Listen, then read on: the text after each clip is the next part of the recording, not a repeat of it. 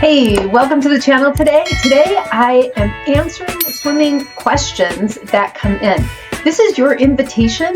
Do you have a swimming question? I would love to hear your swim question so I can answer it for you.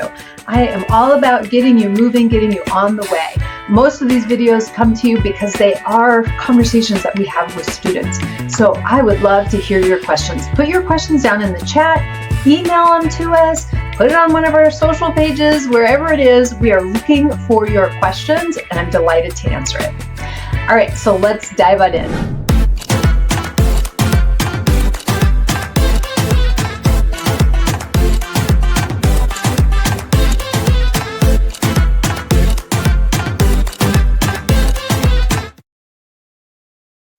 Today is the second half of kind of a two-part question.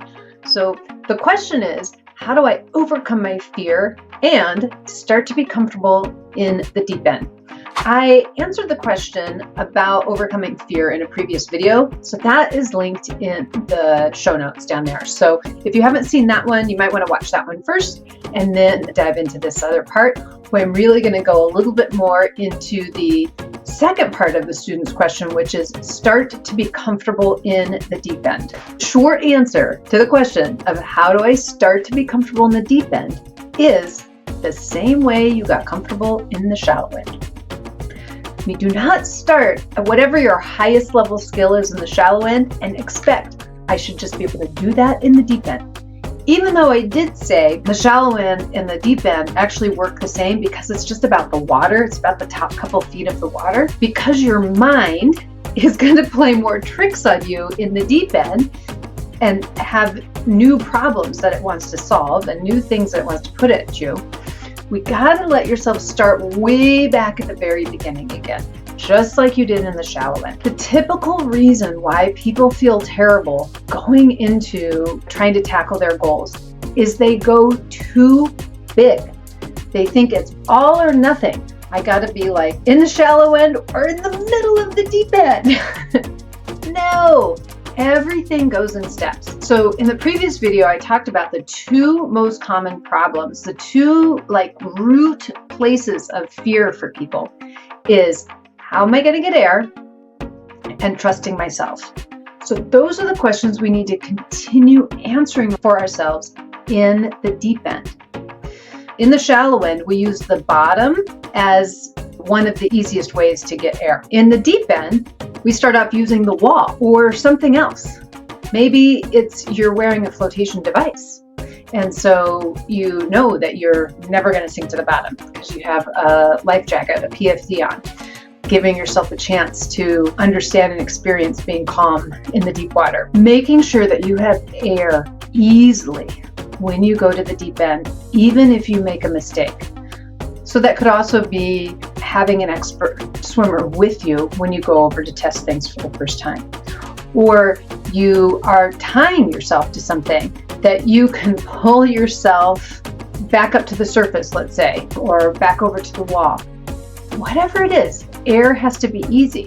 And this might seem kind of weird, but it means one of the things that lifeguards do, they put a rescue tube on them and it trails along behind them. And then they pull on the rope to bring the tube so that they have a flotation device with them. So they're not swimming with the flotation device, but then when they need it, they've got it. So it's a very reasonable thing. Of course, you want to practice in the shallow end first of how this works, figuring it all out there while you have the bottom, if that's your easy way to get air. When you go to the deep end, when you go to a new environment, it doesn't even matter if it's the deep end. If you go from your nice little contained pool to a beach or whatever change of scenarios, the pool that you swim at a lot to a new pool, right? Or pool that you swim at a lot and you see the same people and then you go at a different time and there's new and different people and there's new and different circumstances. Any sort of change in your swimming environment, getting comfortable, it requires you to take a step back and to say to yourself, what is the thing that I know I can get air 100% and I trust myself fully? I feel calm and confident in. Even if it doesn't go exactly the way I thought it was going to go. In the context of that swimming at a pool at a different time and there's new swimmers swimming around and somebody bumps into you, it's not going to freak you out. You're going to be able to stay calm. Now, being in the middle of the deep end and somebody bumping into you might be a recipe that you're not quite ready for yet. But, okay, doing that in a place where I'm holding onto the wall and somebody bumps into me, and I can practice like, oh, that was jarring and weird, and I'm okay. So we always have to start with where I am comfortable, where I know air is easy, where I completely trust myself, even if it doesn't go perfectly, that I can figure it out. I'm going to stay calm enough to figure it out. This is how we start to move over to the deep end. I also suggest we have our 10-minute swim. Can you do the 10-minute swim in the shallow end? Really spending lots of time in the shallow end, understanding how it is not about the bottom. This is another one that I've answered in more details on the previous question. We'll link that one in there too. About really starting to understand how your safety comes from you, not from the bottom, but do that in the shallow end. All of these things is about understanding how your body, your brain, and the water work together. This is how we achieve freedom anywhere in the water. All right, have fun learning to trust yourself. I can't wait to see you in Hawaii. Aloha.